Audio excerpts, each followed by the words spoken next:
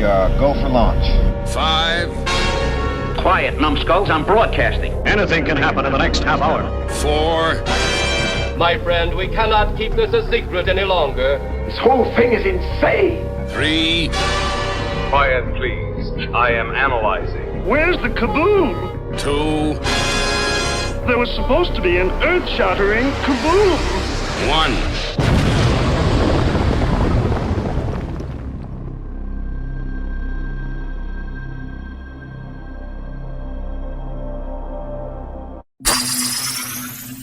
Greetings, my fellow galactic travelers, and welcome back to Planet 8.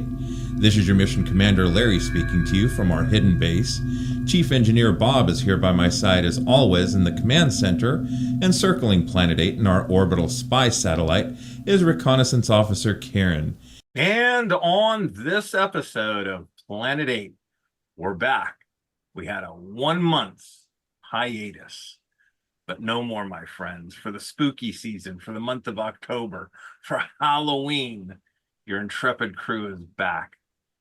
And we're going to bring you some of the scariest, just kidding.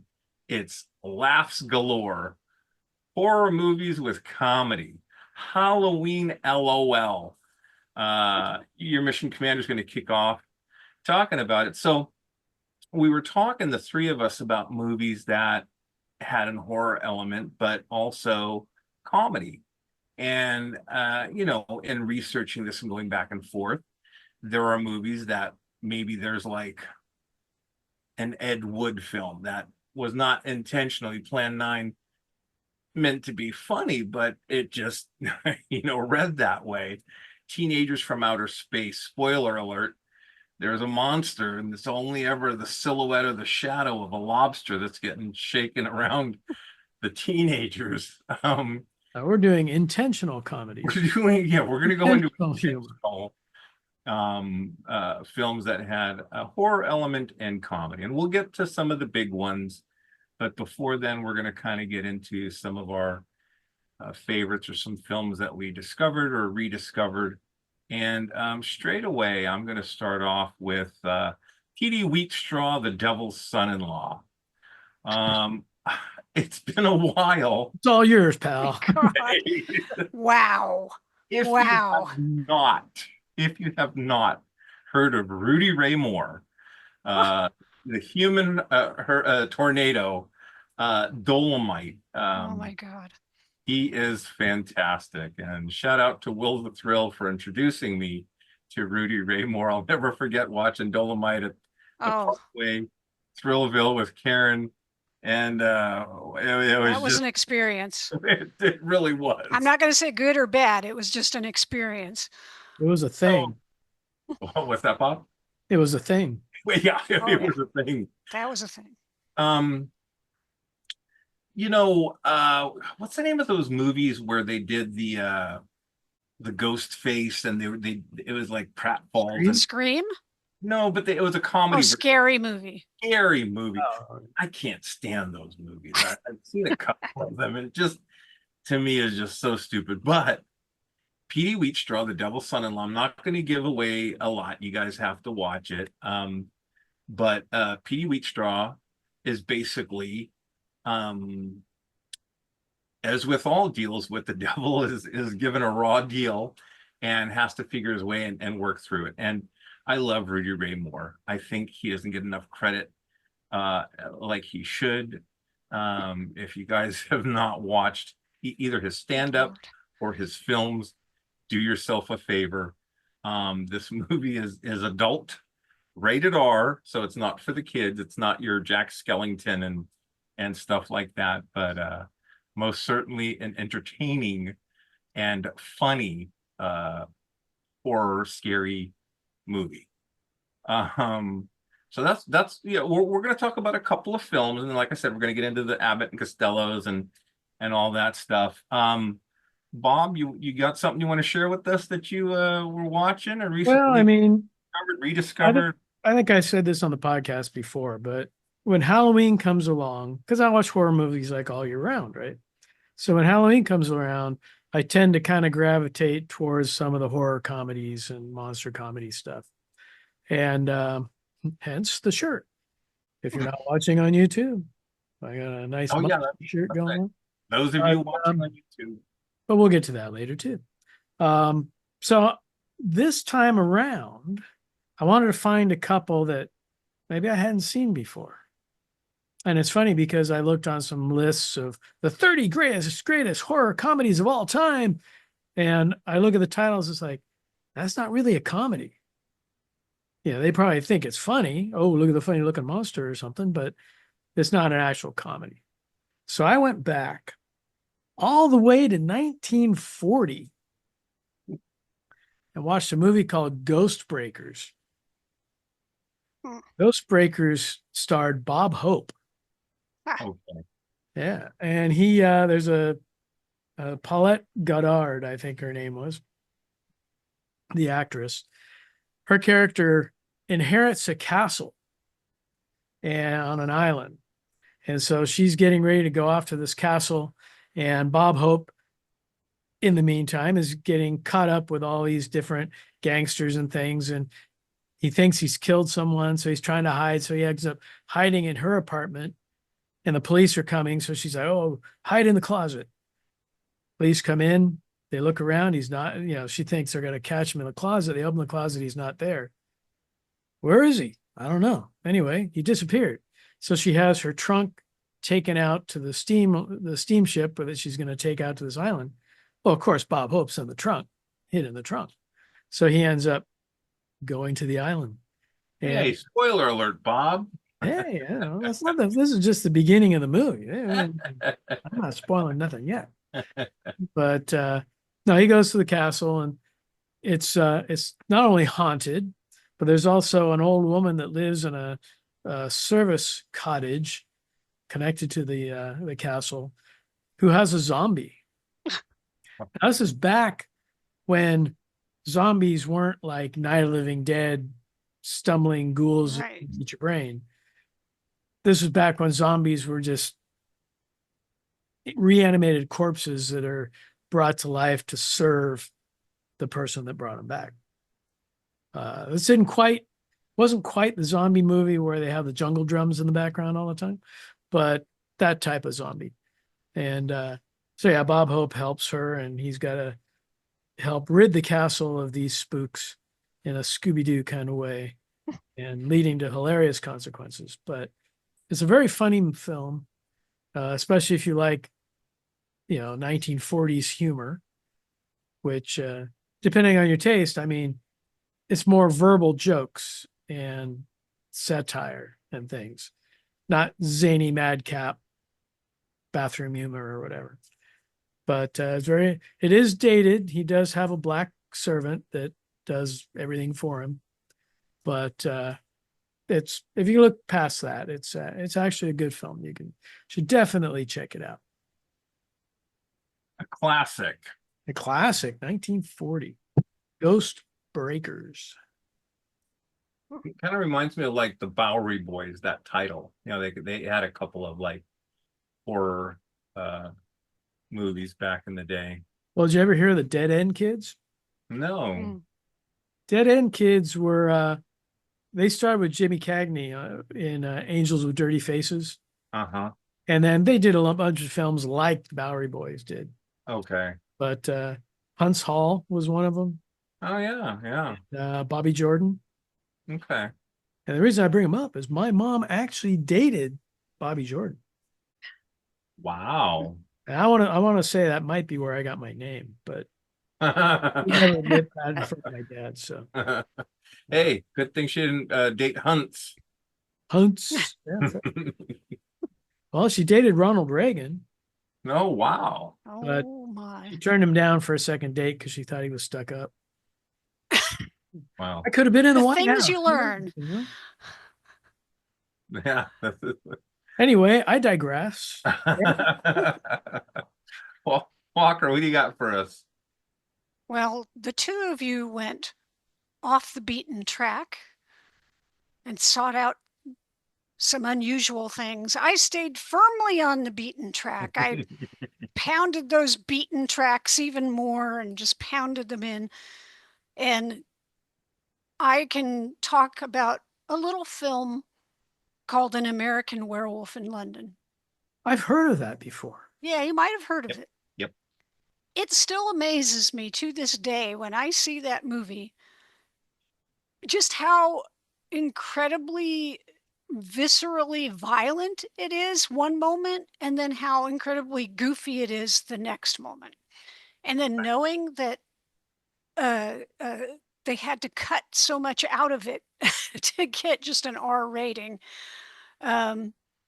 Yeah, just watching it again and seeing stuff like David's dream where his family is being killed by the Nazi monsters and all the horrendous stuff going on there. And of course, it's a dream within a dream because he thinks he's waking up and he's not. yeah. And there's all this stuff that goes on, and you're like, holy cow, this is really violent and everything. But then, you've got all these like goofy jokes, like when he's running around naked and The naked man stole my balloon. a Yeah. naked American man. Yeah, so there's all Getting this. back to that dream, I mean that's a real like jump scare, Oh yeah. Even And there's a lot of stuff like that in there, or like in the subway after he transforms and he's chasing the businessman who I believe is the guy who played Bib Fortuna. yes, And yeah. you're right. And the guy is like, I assure you, this is not at all amusing. And, it's just like, ridiculous. But then, when he goes to attack him, it's like, oh, that's pretty scary. So you just flip flop back and forth from, horrifying to like ridiculous. And because of all that, you got to mention John Landis was the director. Yeah, John Landis did this. He did an amazing job.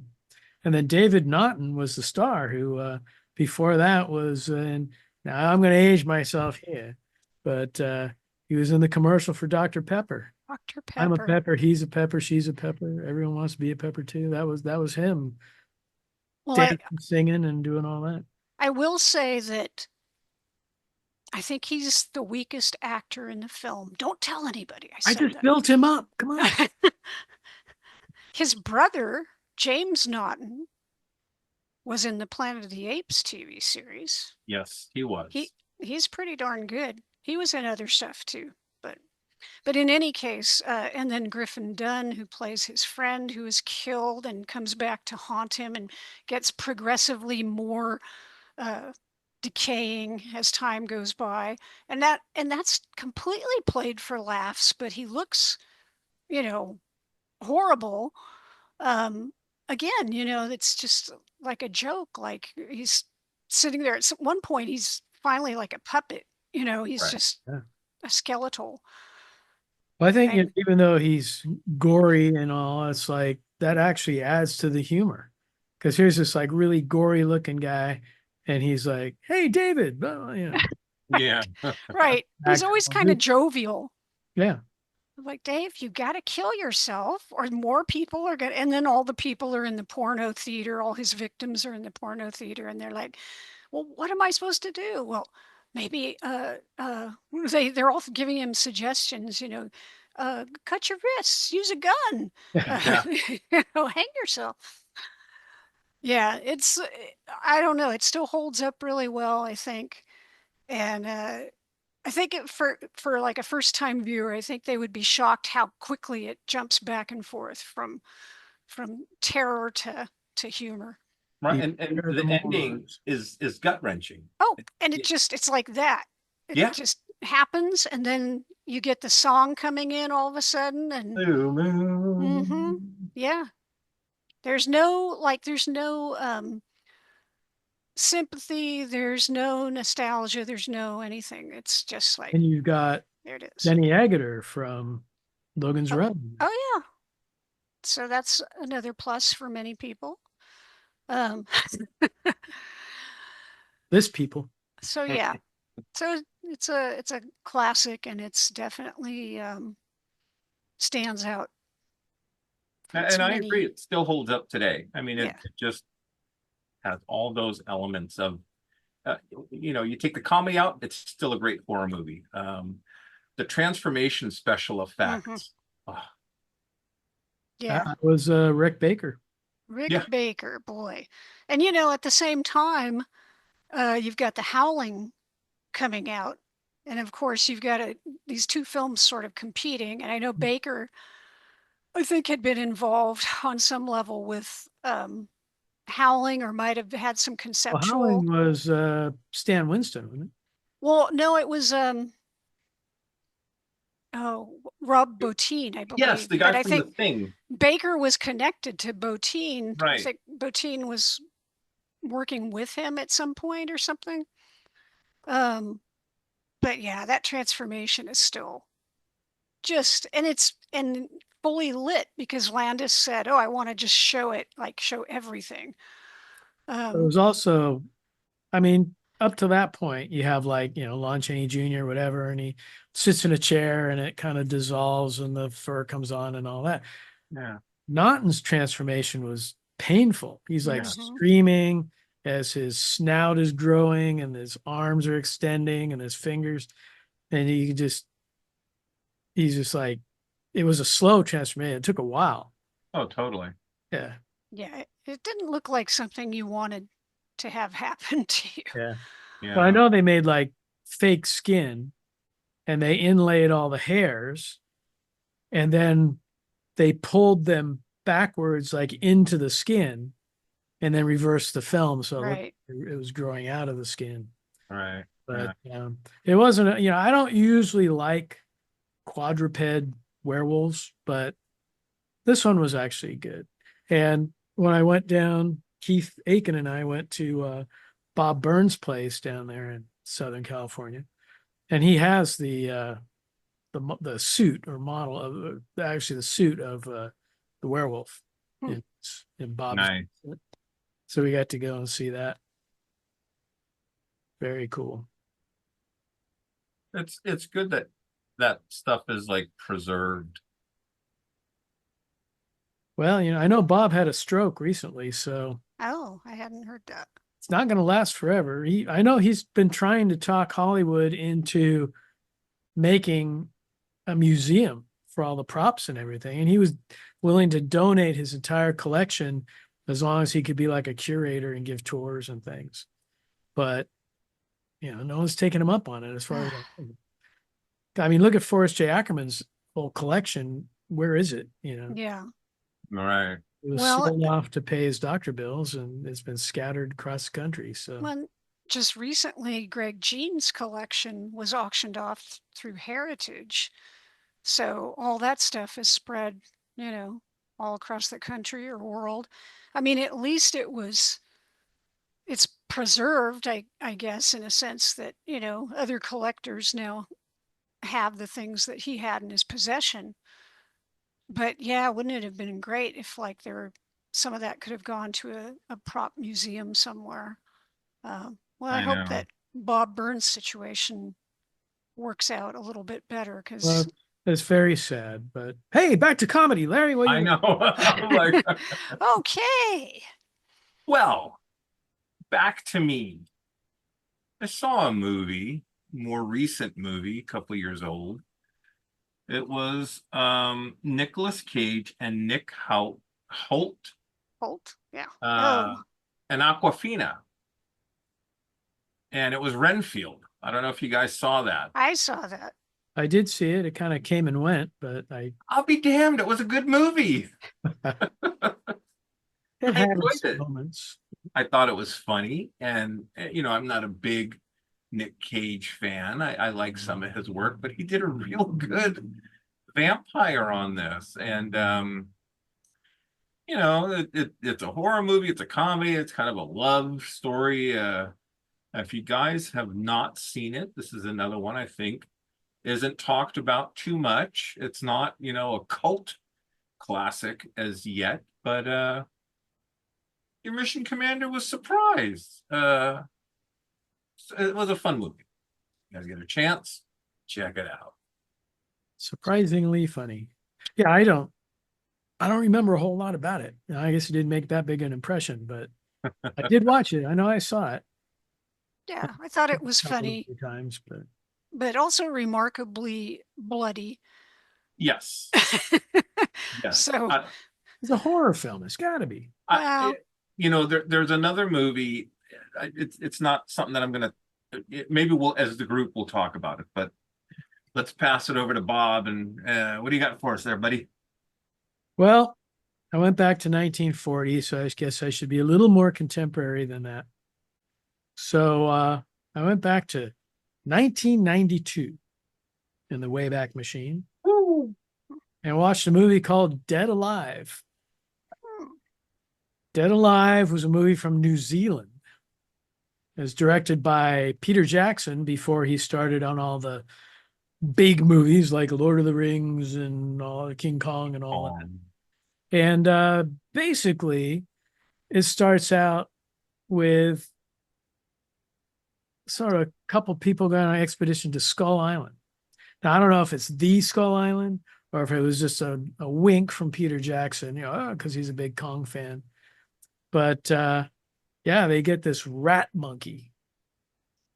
And it's, it looks like a bald monkey with big fangs, and he bites one of them. And they end up coming back to, I guess, New Zealand is where it takes place. And one of the rat monkeys ends up in a zoo.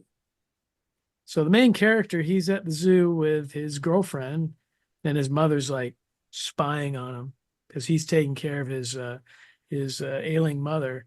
And she's kind of jealous that he's going out with some hussy. And so she goes to the zoo, and she's like, gets a little too close to the cage and gets bitten by this rat monkey. And so her son like takes her to the doctor, takes her back home, nursing her back to health.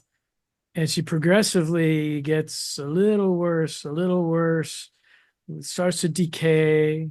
She's at dinner, her ear falls off, that type of thing. It falls in the soup, right? And she ends up eating. I mean, it's. So, yeah, she was like running for some council, and they had like a couple of people from the council visiting, and she's out there trying to serve them dinner and things, and she's like kind of falling apart, and all this crazy stuff is happening.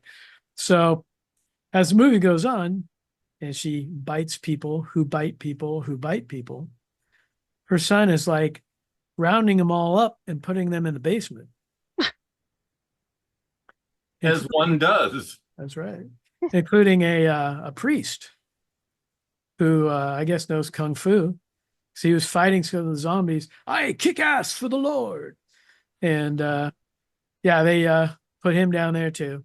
So he ends up as a zombie making out with one of the other zombies.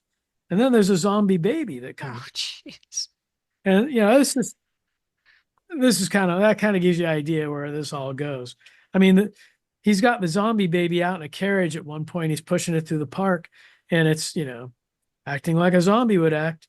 And he ends up just taking it out of the crib or the stroller and just starts punching it, kicking it, punting it. And, people are looking like, what the hell is going on? But it's funny. And they claim they used 79.2 gallons of fake blood to make this movie. I believe it. Blood everywhere. And of course, at the end, the guy's uncle brings over like a whole party to the house. And of course, the zombies get out of the basement. They're turning the whole party into zombies. There's zombies everywhere. So he ends up getting a lawnmower and holding it like a shield. And you've got the blades rotating. And he just goes in and he just like cuts a path right through the zombies with this lawnmower. And, hilarious consequences ensue. I was going to say, Bob, stop my side. But I mean, there's definitely a lot of comedy elements in this thing.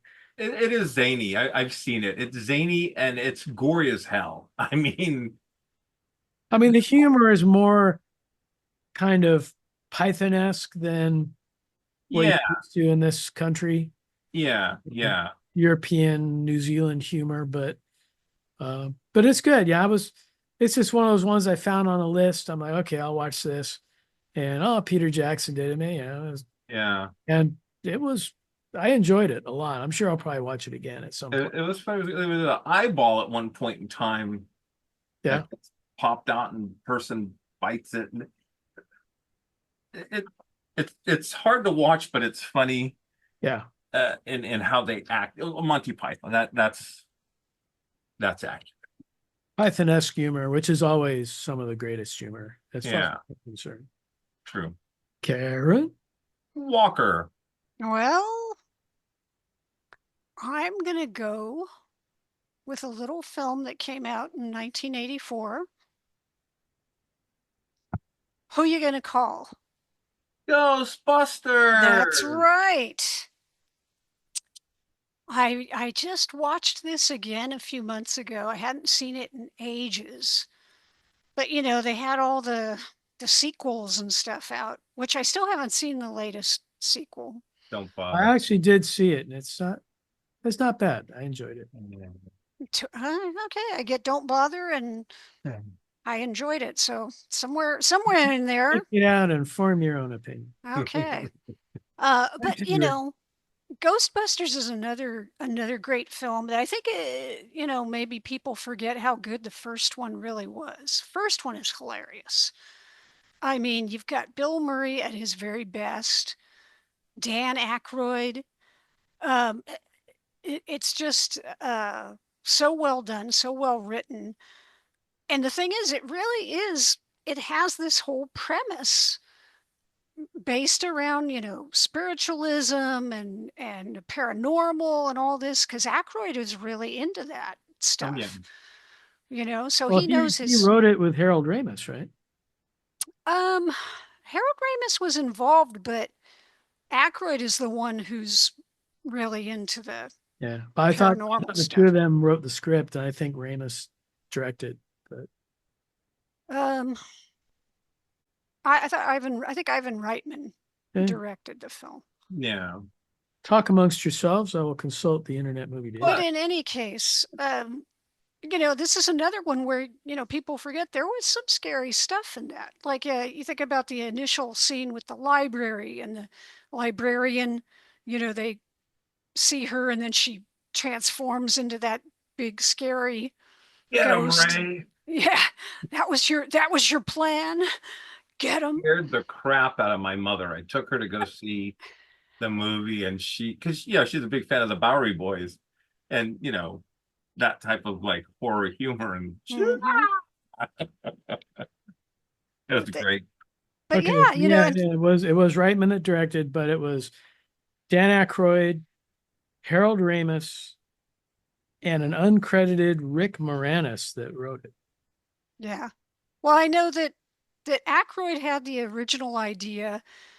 His initial idea, though, was set in the future, and it had, a lot of bizarre futuristic stuff, and they were like, we will never be able to film this, so you've got to rework it. And that's probably where Harold Ramis came in, and maybe Moranis as well.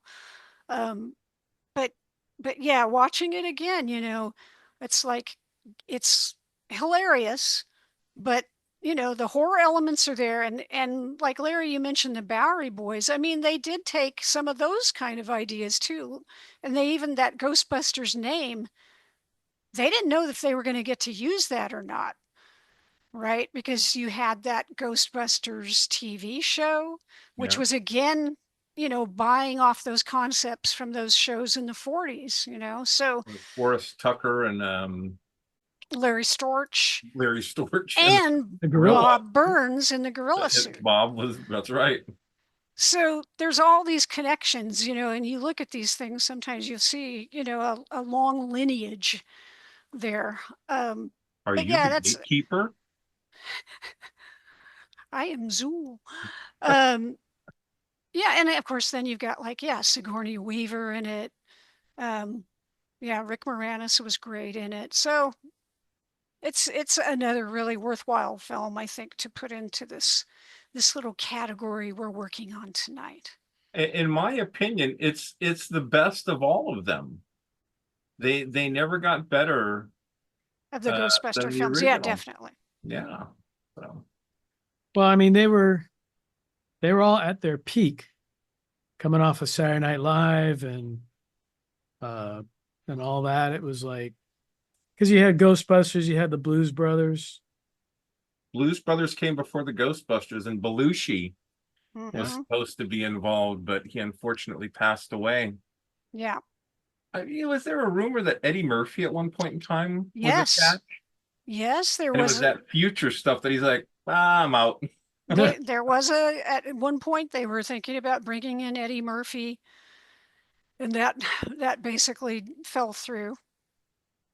It might have been for the best because I think his personality was so big. I don't know how they would have had him in there as well as,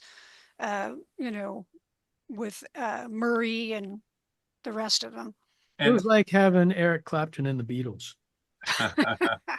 Or Richard Pryor and Superman. Never mind. So good pick, Walker. now, I remember I did see Ghostbusters in the theater when it came out. So did I. And I just remember sitting there with some friends. And as soon as the Stay Puft Marshmallow Man came on the screen, Yeah. they have that wide shot of him walking down the street. And because they have that whole build up, and Dan Aykroyd's like, it's the Stay Puft Marshmallow Man. Yeah, but before this, Walking clear down your the minds, street. clear your minds. We Don't were all anything. just like rolling in the aisles. I mean, for whatever reason, we just thought that was the funniest damn thing in the world.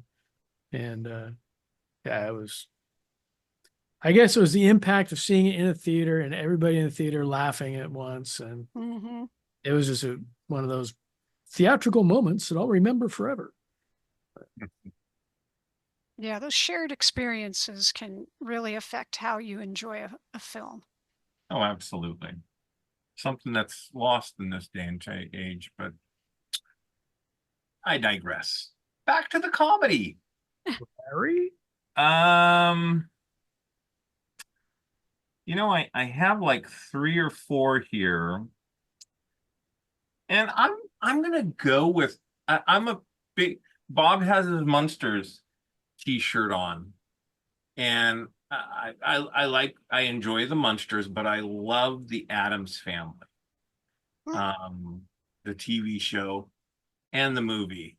But I'm gonna say Addams Family 2, simply for the fact of the Thanksgiving play out at the camp, and they have the kids Wednesday and Pugsley, and the camp counselors have this scene written out where the pilgrims come and they take advantage of the Native Americans, and Wednesday's gonna have none of that, and she changes the speech. I don't remember the speech exactly, but she's like, my people will be selling jewelry on the side of the road in a truck, but no, we're going to and they set the village on fire. At one point they're roasting pilgrims over a pit. It was just hilarious. Was he gonna like scalp some girl in the play or something? Yeah, all kinds of. Yeah. The cast was great. Christopher Lloyd as Uncle Fester. Well, Christina Ricci played She played Wednesday. Houston, Angelica Houston was Morticia, and it was Raul Julia who played Gomez. And I can't think of the was it McQuaid? It was the McQuaid brother's sister. She played the homicidal maniac that wanted the money. And it's a great film. It's a lot of fun. Watch it if for no other reason than that play at the summer camp. And it's the Addams kids, and so they're thinking that summer camp is like a form of torture, and there's all these little bits that are like very Addams-esque. If you followed the comic strip, it was really weird humor. At one point in time, Fester's in bed looking at a girly magazine, and he shows it to Gomez, and Gomez like, "Ah, mother," and it's kind of like, what the what? But it's done so like well. You're giggling at the absurdity of it. Yeah, Anyway. it's got some weird image of like grandmama in a magazine.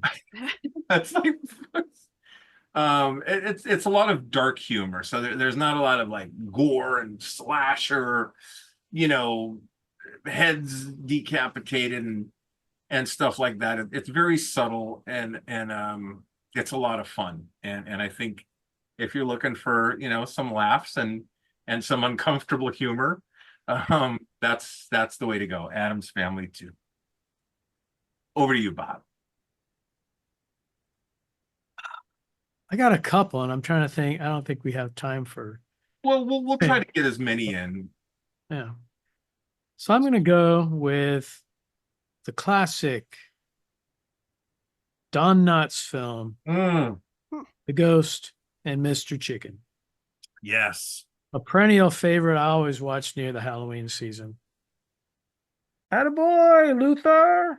For those who haven't seen it, Don Knotts is a wannabe newspaper reporter.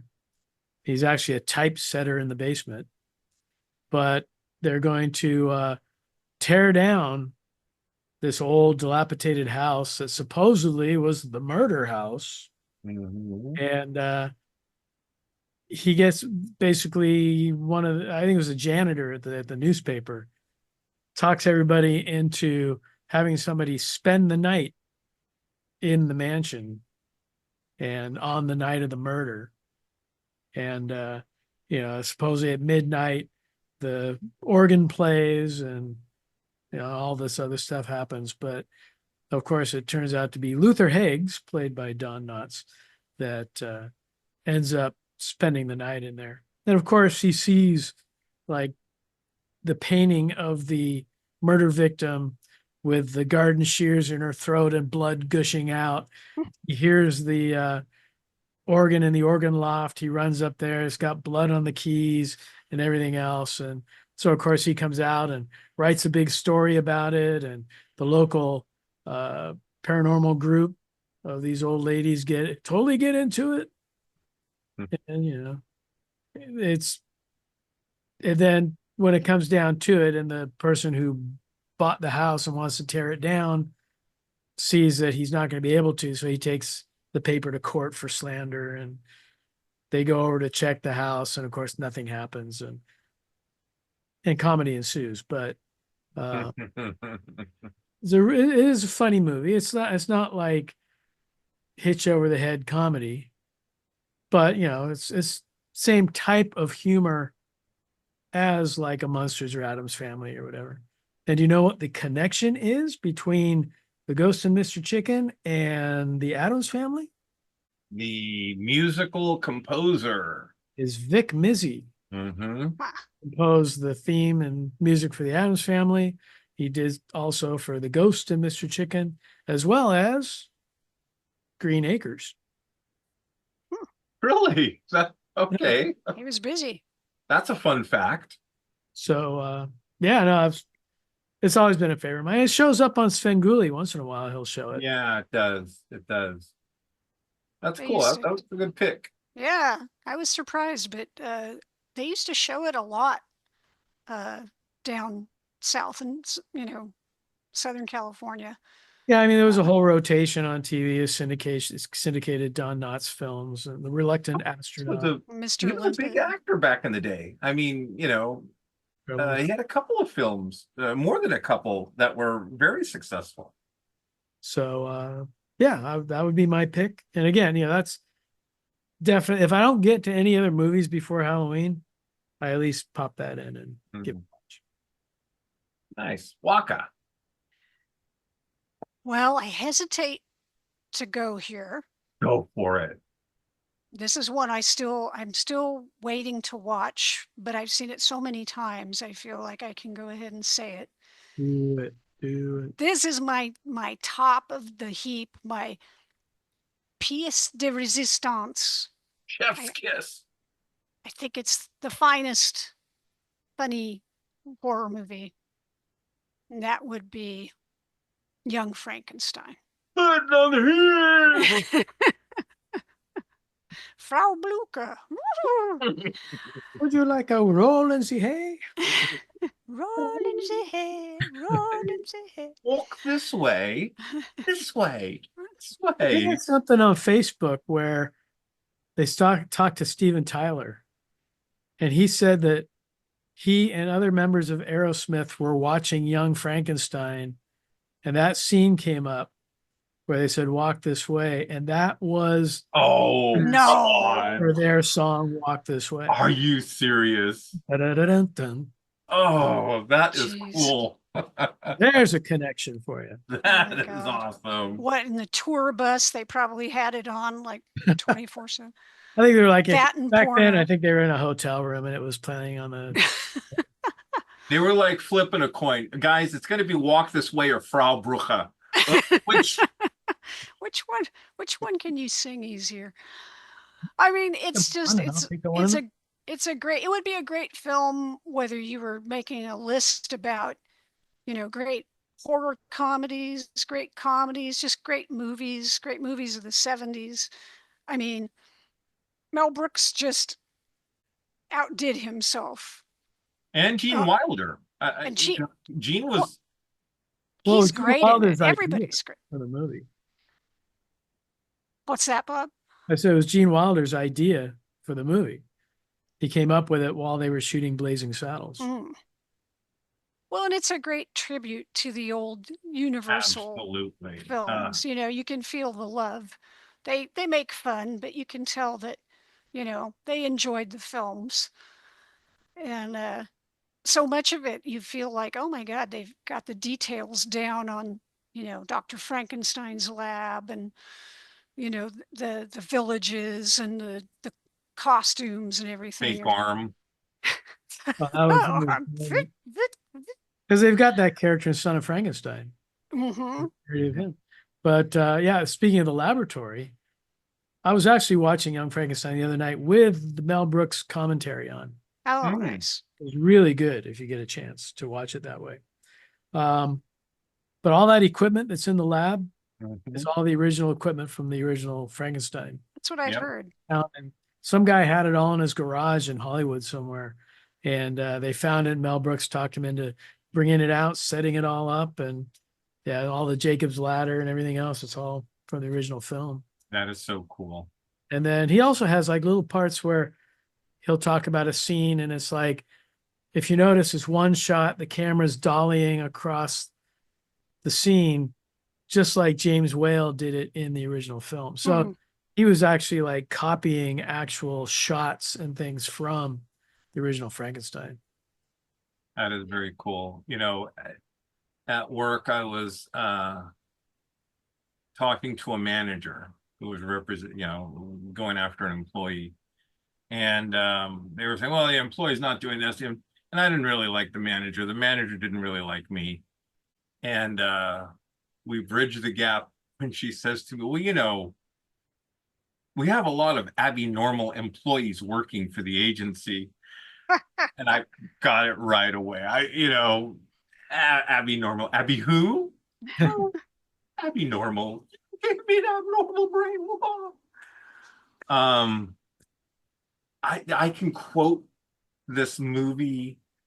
The little girl Maria, and they're throwing petals in the lake, and in the original Frankenstein, there's that big thing where do we show that he throws her in the water? Do we?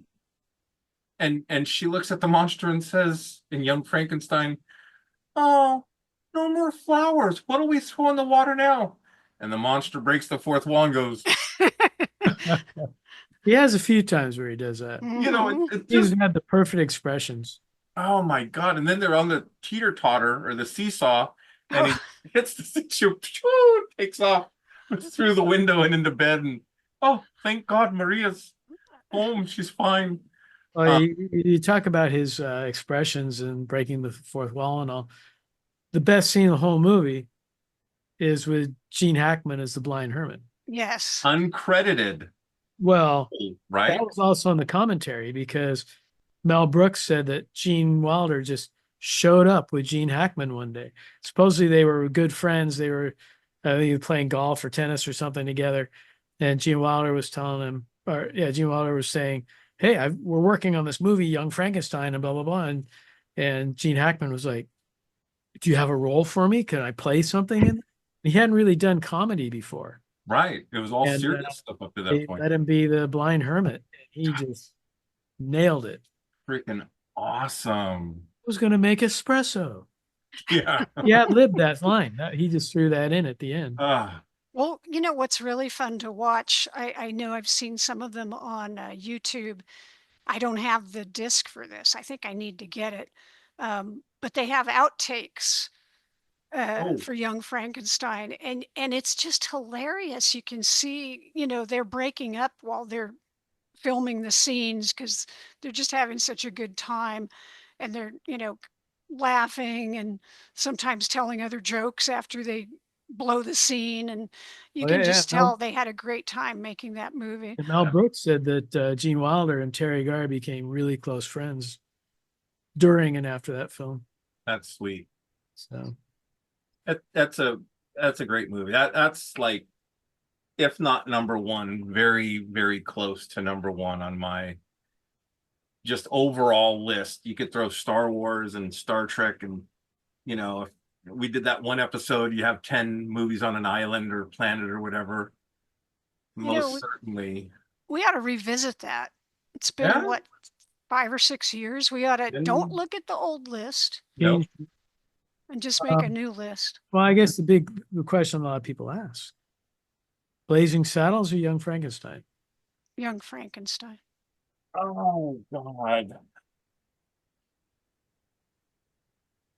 It's a hard choice. I was watching Blazing Saddles recently, and I mean, I love Young Frankenstein. Don't get me wrong, but it's just hard. It would be hard to pick between the two. I enjoy them both, but I enjoy Young Frankenstein much more. I'm just thinking, can we have some more beans, Mr. Taggart? I reckon you boys have had enough. I mean, part joking on that.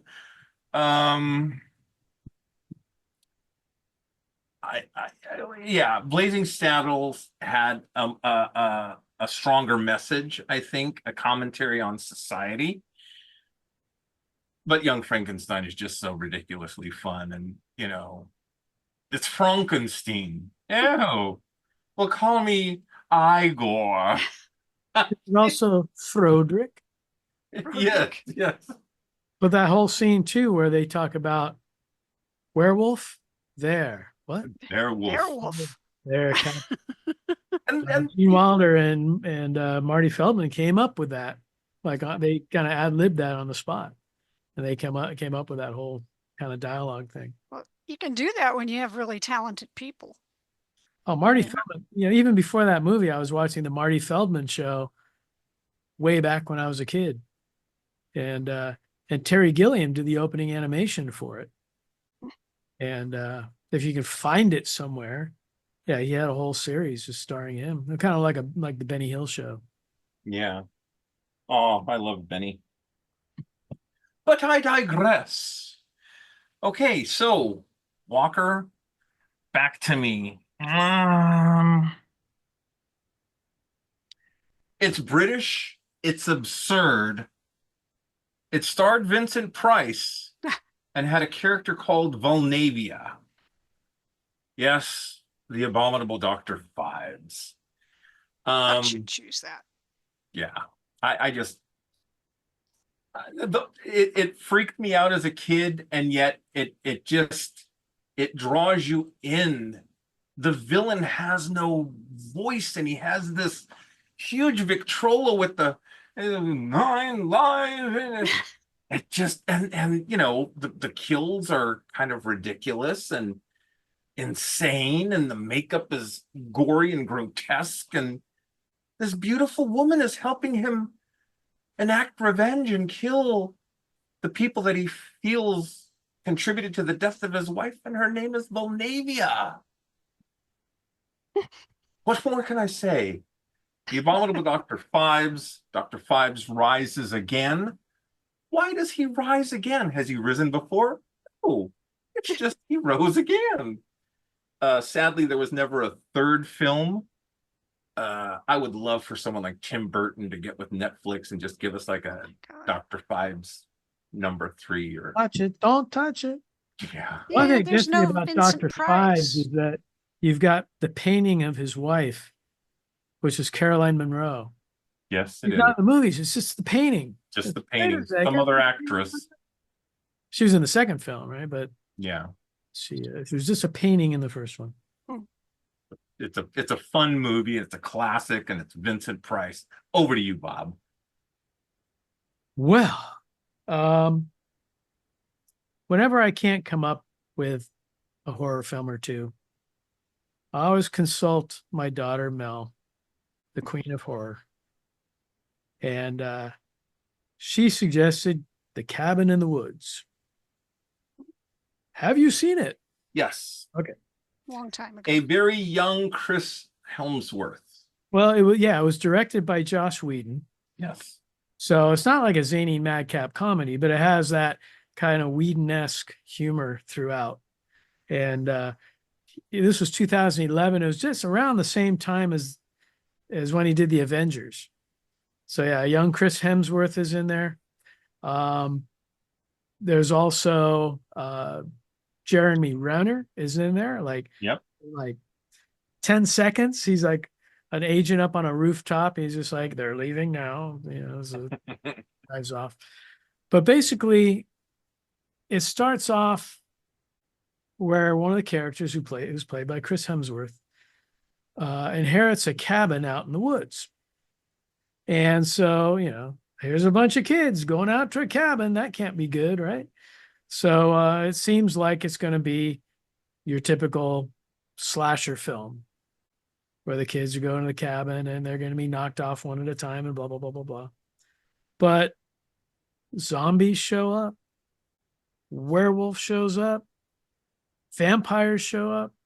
And it's like, where are all these things coming from? And you find out there's like a government base of scientists that are watching and observing them in the cabin.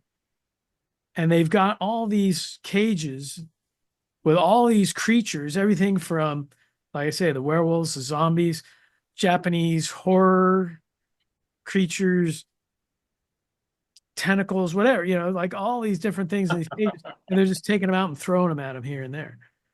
And at one point, a couple of the characters find their way into the base and they let loose all these creatures in the cages, and it just goes batshit crazy. And all these creatures are coming out and they're attacking the workers there in the base. And you'll see like a tentacle come out and wrap one up. You'll see like a Groot-like creature, all wood, like attacking another guy. You'll see, it goes just crazy. But there's definitely, if you have not seen this movie, I definitely recommend it. And it's a crazy. It's a crazy film. But yeah, I mean, it's great just because you've got that twist and the way it goes off just in a totally different direction. And it's just, and it turns out like they're in this base and they've got these monitors and they're monitoring things that are happening in Germany and Japan. There's like a whole scene in Japan where these kids are in a classroom and they get around this one demon and they're doing like a ritual and they ended up, killing the demon. And they're like, God, they blew it in Japan. They're not supposed to do, it's like very, very cool stuff. Like totally over the top. Check it out. Excellent. Cabin in the Woods, 2011. I'm sorry. Ooh. Waka. Okay. Well, I got a couple of things left on my list here. Well, thank you for the dance, Keikos. Very inspiring. A little bit of comedy. That's a little horror song, film. little dance, little seltzer down the pants. Seltzer down the pants. Whoa. That reminds me of some of the bathrooms I went to in Italy, but I digress. I can tell you a story about the bathrooms in Japan, but go ahead. Oh, well. That'll be our next episode, Toilets Around the World. And it ate potty stories. Hate potties. Oh my gosh. Jeez. Where are we running out of ideas? Who knows? Running out of time? I don't know. Let's see. I feel like there's one big one that we probably all want to talk about. Yes, please. But I don't know if I should bring that up. Oh, well, let's use that as the finale. I think Yeah. Okay. All Larry right. has another movie he wants to bring up. Instead, I mean, we I haven't talked about Abbott and Costello Meet Frankenstein, but I think you're talking about something else, right? no, that's what I was going to say. It's kind of the granddaddy of all of these That is. that we haven't brought up. Then I'll just Which- mention you missed Shaun of the Dead, but go ahead. Ruined your Okay, baby. so I don't know if I should mention it or not now. Mention it. We'll close it with Abbott and Costello. Go ahead. Okay, then Yeah. then I will say that this film is sort of the spiritual successor in some ways. 1987's The Monster Squad. Oh, yes. That's a good I one. did watch that, in fact, leading up to this. It's a fun little movie. It's the kids versus the monsters. Love the reimagining of the classic Universal monsters. Yes. We got Dracula, we got Frankenstein's monster who sides with the kids. Yes. We got the Wolfman, and we all know that Wolfman, As nards. right? We got the Mummy who just falls apart, and we even have the creature in there too. Bogus. So it's a lot of fun. Having the kids fighting, the evil, and the whole story with all of them have their little stories with either their parents or their brothers and sisters or friends or whatever. And yeah, the creatures are pretty cool. It all takes place in a little small town. And I thought it was a pretty neat little story. I thought it was well done, a lot of fun, and I enjoy it. It's one that it's fun to come back to in October and revisit. Absolutely. We're not at the end of the episode, but this is probably going to be the last go round to share films. So if you have 1, 2, or 3 you want to mention, or 1 or 2 and an honorable mention, let's finish off, and then the 3 of us can talk about Abbott and Costello. So it'll go me, Bob, Karen, and then Abbott and Costello. You guys good with that? Okay. Sure. All right, cool. And look, on Facebook, on YouTube, on Twitter, on Instagram, share with us. Don Bishop, God love him, always says, hey, you guys forgot to talk about this, and what about that? And I'm like, Don, we got like an hour. We talk about so much. So share and then there's others. A whole bunch of people share stuff with us, especially on YouTube. So please do. But my honorable mentions, and I really love these films. Fido. Oh yeah. Great zombie movie. Bill Conley. It's just a fun take on the whole zombie horror movie franchise. It's a good one. And Bob, this may be on your list, so I'm not going to say it. I hope you say it. But I'm going to say Bubba Hotep. Nice. If you haven't seen that movie, one of my favorite films is Phantasm, and Don Coscarelli directed Phantasm and Bubba Hotep. Fun fact, he also directed Beastmaster, but that's not for tonight. Well, nobody's perfect. Well, but Bubba Hotep, it's so brilliant. What if Elvis didn't die? What if his impersonator died? And then Elvis, winds up in an old folks home, and Ozzie Davis thinks he's Jack Kennedy. and then a mummy shows up. It sounds insane. It is, but it is a lot of fun. So I will throw it over to Bob. And Bubba Hotel, well, the Elvis is played by Bruce Campbell. Bruce Campbell. That's right. And so, Bob, is there a Bruce Campbell movie that you may have? Um, you know, we did a whole episode on We did. and the Evil Dead films. So I wasn't going to mention the Evil Dead films, though they are all excellent. Ash versus the Evil Dead, the series. Yeah, that actually. Seasons. Definitely Bionic check Man's in that that. out. I will be at Monster Palooza this month, and Bruce Campbell and his two co-stars from Ash versus Evil Dead, they're all going to be there. That'll be cool. I haven't pre-ordered a picture, but I may have to do a photo with that. For the podcast. I don't do the cattle calls anymore, but that might be a possibility. No, I think, if I got one more to choose, I would probably go with the aforementioned Shaun of the Dead.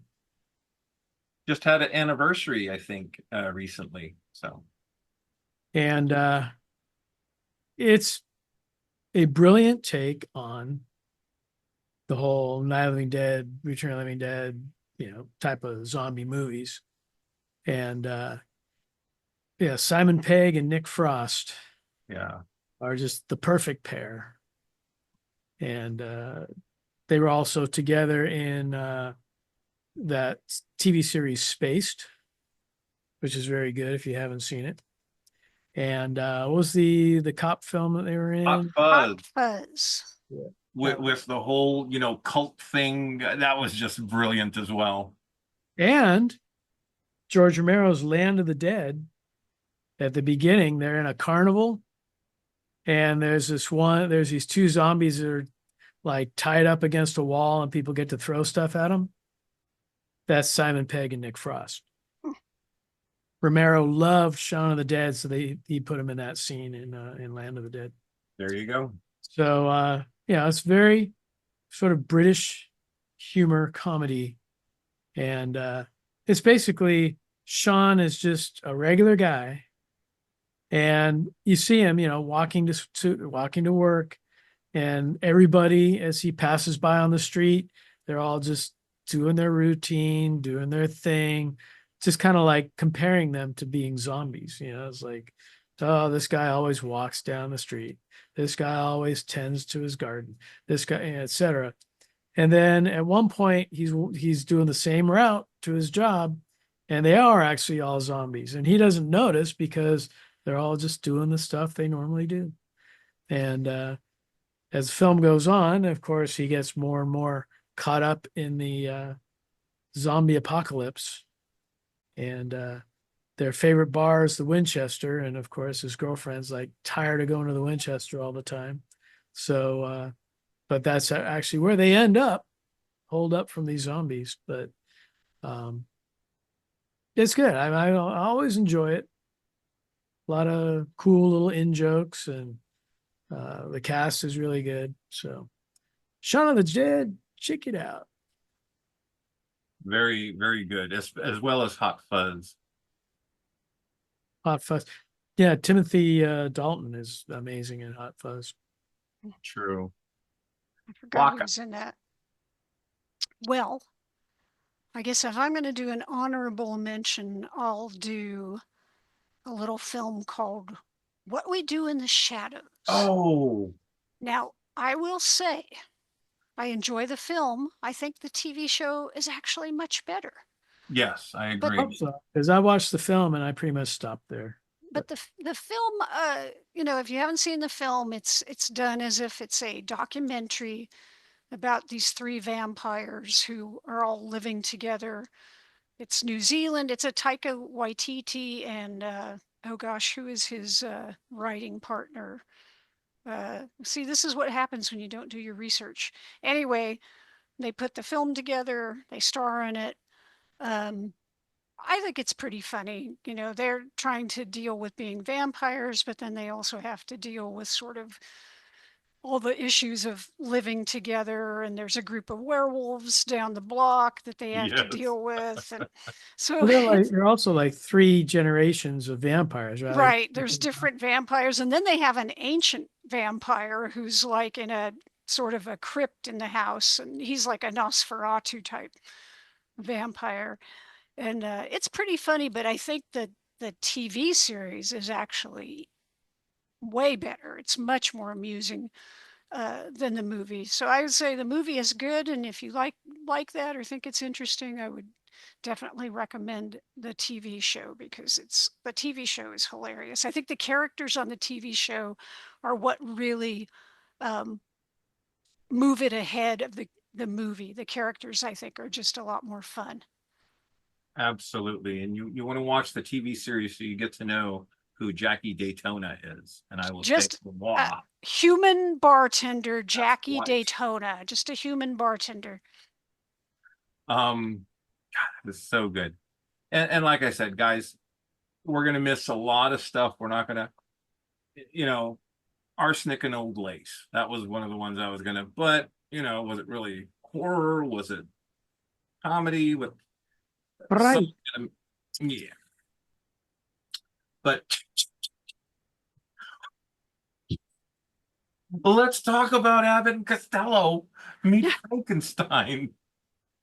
It's kind of the granddaddy of them all.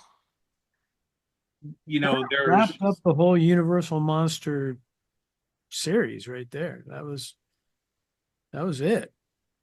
They they'd had a number of films. Abbott and Costello and the Monsters had a number of films, and their popularity was just kind of coming to a crescendo, and like peanut butter and chocolate, 2 things go together and boom, like a peanut butter cup. We get Abbott and Costello Meet Frankenstein, one of the funniest, I think, of the Abbott and Costello films. That they brought back Bela Lugosi and Lon Chaney. Well, that was actually the only film other than Dracula where Bela Lugosi played Dracula. Yeah, sadly. Well, yeah. As opposed to Lon Chaney Jr., who played the Wolfman a bunch of times. Yeah, Lon Chaney played just about every one of the monsters at one point in time, but he's actually really good in this movie, though.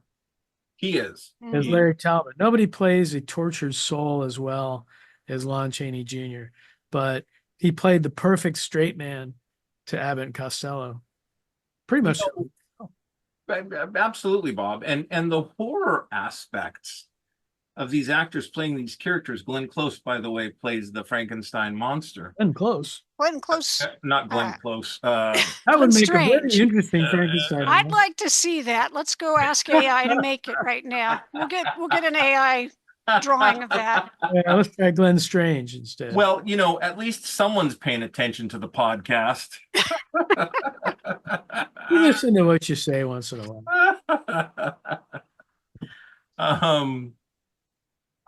Look, the monsters play great monsters. They're in character. They're on their A game. And the comedy is great too. I mean, it amazes me how perfectly, because Abbott and Costello play the silly part, but when the monsters fight, or when Dracula's, formulating a plan to get the brain to, it works. It fires on all cylinders for me. Right. It's sort of like what we were saying about like American Werewolf. It's like it works as a horror film. It works as a comedy film. You can enjoy the 2 elements. Because, yeah, you get to say, oh, there's the Wolfman. He's transforming, But then it's like, oh, then, Costello walks in the room and he's sort of, it's ridiculous, right? He's chasing him around the room and he's trying to jump on him. And then, oh, he picks up the apple and then, oh, he jumps in. It's just like, it's ludicrous, right? But you somehow buy into it all and enjoy it. You enjoy, oh, the Wolfman, it's like, oh. He has that conversation, at a full moon. I will turn into a wolf. You and 10,000 other guys, It's like, yeah. Yeah, and like I said, if you took Abbott and Costello out of the movie, What I you have is a serious Universal monster film. It's Abbott and Costello that bring the I agree. humorous elements and change the scenes into, into comedy, basically. Yeah, yeah, I agree. The whole brain transplant thing was done, for Frankenstein's monster. But just think about putting Bud Abbott's brain in the monster's body would have been Well, great. Costello's brain was supposed to go in there.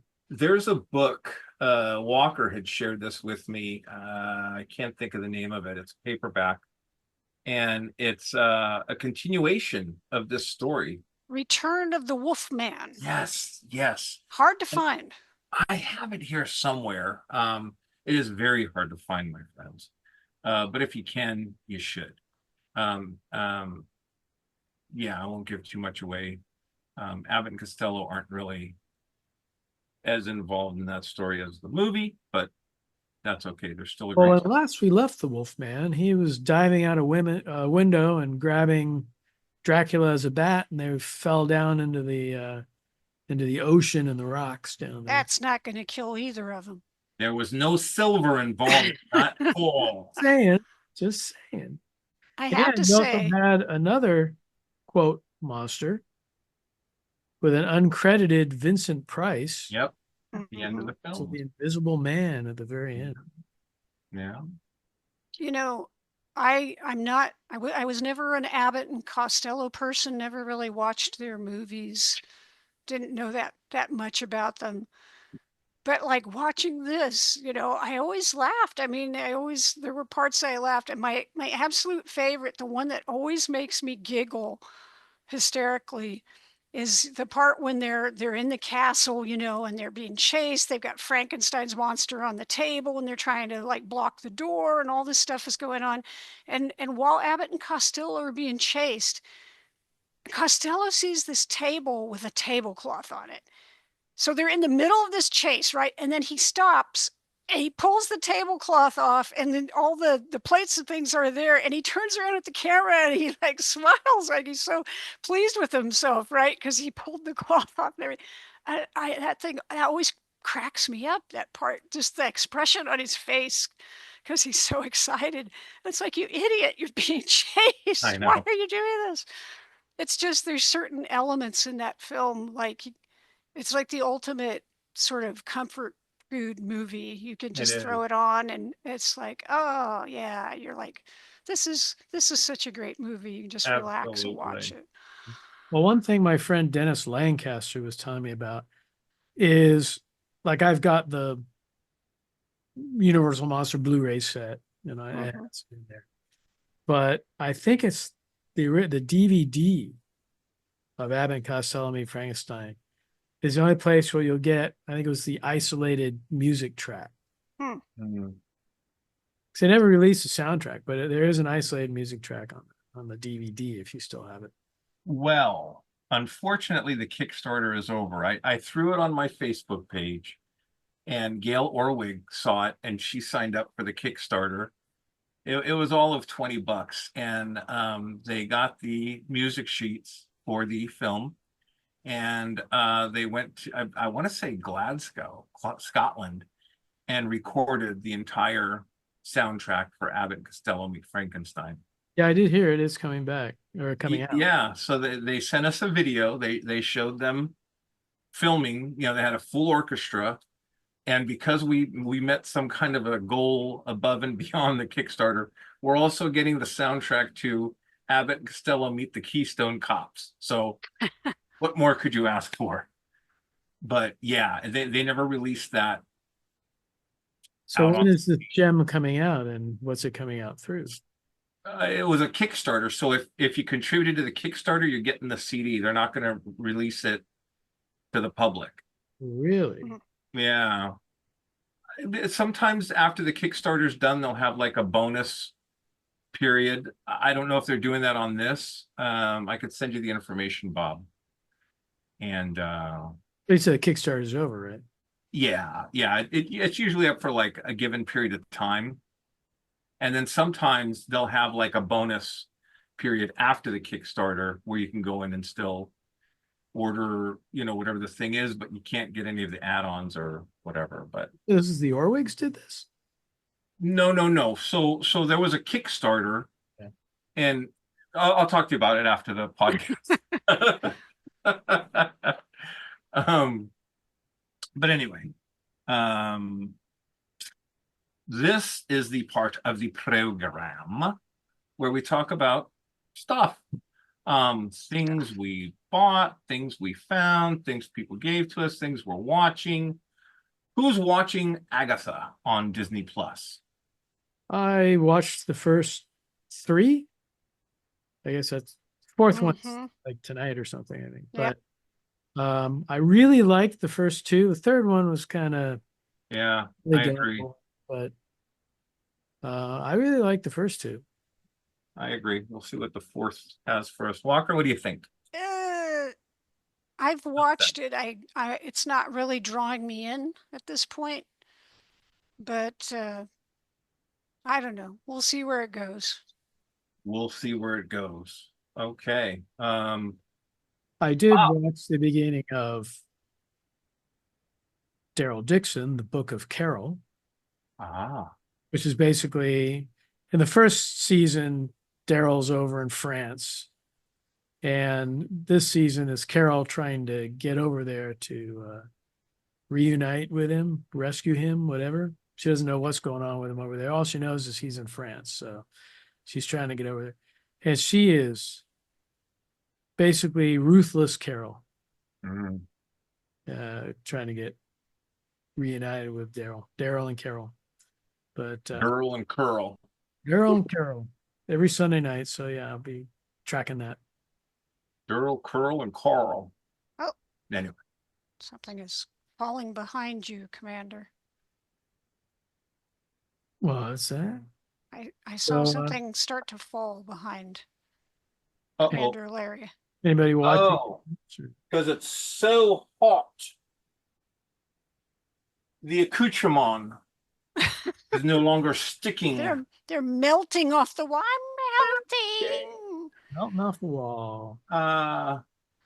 Well, look, your mission commander is going to share with you.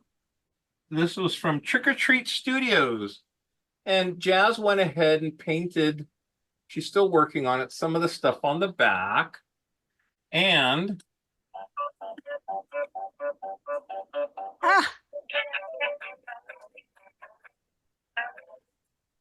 so for those not watching, for those who cannot see this, Larry has a large plastic pumpkin. Well, we said in the beginning of the program, go over to YouTube. Yeah, but not everybody's going to do that. Well, they should now. No. Anyway, Trick or Treat Studios released this jack-o'-lantern from Halloween 3, another one of my favorite Halloween movies, not a comedy. Still out there, so if you can find it, it can be yours. If the I will be back momentarily. Karen's running, taking a break. So I guess I go next. Bob, take it away. Well, of course, we are on hiatus in September because I was out doing this little thing called Godzillafest, and big, booming success. Nice. We have a Zoom meeting with Japantown next week, and I think it's about a 99% chance we're going to do it again next year. Nice. So Megumi Odaka was our guest, and we had dealers and everything else. And one of the dealers was Titanic Creations. And they do these about 8-inch tall, posable monster figures. First one is Gorgo. The one out now is what? Larry is pantomiming. First one was Gorgo. Second one is Yongari, a Korean monster. And the third one is going to be Pulsagari, another Korean film. But they decided to do not just an 8-inch, but a big honkin', about 12-inch Gorgo. Wow. Now, this thing has 0 points of articulation. Basically a statue, but it's very detailed, very cool looking. If you're one of those few lucky people watching us on YouTube, you'll see Gorgo here. See a little close up of his face. I guess it's her face. This is Mother Gorgo, the big one. Looks really well painted. So it was just kind of standing there at their table, staring at me every time I walked by. So I had to end up picking it up. But I believe it's still available and you can probably get it. I got it for like 150 on their table. So that's probably the going rate. So very cool. I got a couple other things there too, but I'll save those for future future sensor sweeps. You'll spread them out across the sensor sweeps. Yeah. Okay. Karen, what do we got? I guess it's my turn. Well, what I ran across the room to get, because I remembered something I was very excited to get recently. You guys have heard me sing the praises for a long time about Raised by Wolves. Oh, yes. Mother. So I got Raised by Wolves, Blu-ray, season 1, season 2, because those bastards at HBO or Max or whatever you want to call it, they removed Raised by Wolves, so you can no longer watch it there. Whoa. And I don't know if physical media. So True. yes, that's why you need the physical media. So I looked and I saw it and I done bought it, and now I can watch it whenever I want. And they cannot take it away from you. And they cannot take it away from me. And also physical media. La La Land, of course, purveyors of fine music everywhere, soundtracks everywhere. I know years ago you guys were able to buy those really cool Star Trek sets, but they've been putting out individual CDs here lately over the last few months. And I thought, well, I need to buy those things. So I started with CD number 1, the 1701 collection. And so I got volume 1 here. And this one has music from The Man Trap, Naked Time, Charlie X, Mud's Women, Corbomite Maneuver, Balance of Terror, What Are Little Girls Made Of, City on the Edge of Forever, and then some miscellaneous cues and things. So really nice packaging, nice CDs. It's a 2 CD set. And they have 7 volumes now. They just came out with volume 7. So that's what I'll be spending more money on in the near future. Yeah, it was funny when I got the CD set. Of course, my favorite Star Trek episode is The Arena. So I want to go listen to music from The Arena. It's not on there. Why, you ask? Because they did not write any original music for The Arena. It's all recycled from previous episodes. Yeah. Right.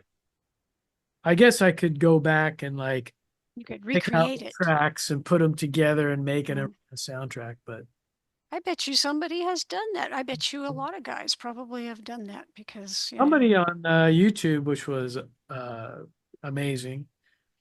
If you watch the American version of King Kong versus Godzilla, it's a totally different soundtrack, but it's made up of library music from other films, Creature from the Black Lagoon, Universal films, etc. Somebody went through and found all those library tracks and put them together into a U.S. soundtrack for King Kong versus Godzilla. Nice. You can find that on YouTube. I will say, Walker, with regard to that Star Trek boxed set, it cost an arm and a leg, and to get all those CDs is going to cost an arm and a leg, but it's worth it. I will just sit here and work on a project or do something and have that playing in the background, and it's just like a lullaby. Yeah.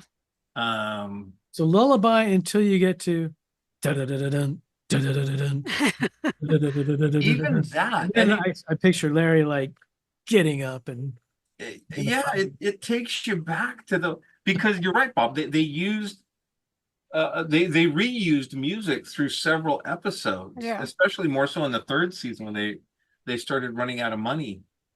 But my gosh, I love that music, and I love Deep Space Nine and Next Generation, but the music just didn't hit. We need to do an episode on original Trek. I know we've done small stuff in the past. Yeah. But I want to do like the first season and really dig into it. It's just magical, that music. Well, anyway, I won't there beat it. there was an artistry to the original series, both with the music. You think about the lighting, Jerry Finnerman's lighting and all that. So Well, the light, I Yeah. mean, it was like in the early days of color TV. So that was when they were all playing with color. So yeah, all the walls have colored lights flashed on them. Now, of course, the uniforms are all bright, blue and red and everything. It's like, we just don't have colors like that in TV shows anymore. Absolutely. I was looking at this thing, the box set. There's 5 CDs in the first season. 'Cause I listened to this for like hours, and it I was gonna say it doesn't repeat, but some of the music does. All right, my friends. Well, we did it again. We went over our hour, I'll tell you that much. But it was a lot of fun. We're back. We're no longer on hiatus. Thank you guys for sticking in there with us, for listening to the podcast, for sharing the podcast. Those of you watching on YouTube, we hope you enjoyed all the little bells and whistles. Make sure to like, subscribe, comment. We're trying to build up our base on YouTube, on Facebook, on Twitter, wherever we are. We hope you're there with us. So enjoy this episode, and we'll talk to you guys very, very soon. And our next episode will be our Ghosts. annual Halloween episode. Yes. Things that go bump in the night. Hauntingly good episode. Ghosts. Ghost movies. Beware. So yeah, go to our Facebook page and start posting all your favorite ghost movies, and maybe we'll talk about some. Maybe we'll throw it even on watch Twitter. them. Put some stuff on Instagram. We're all over the place these days. So take care. Stay safe. Mission Commander signing off.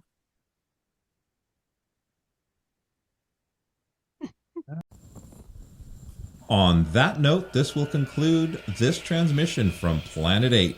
We would like to thank all of our intergalactic audience for listening.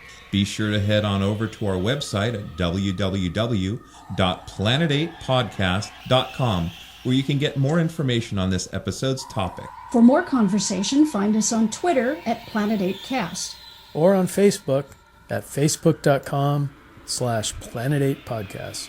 We want to thank you guys for tuning in each and every episode. We look forward to your input and opinions.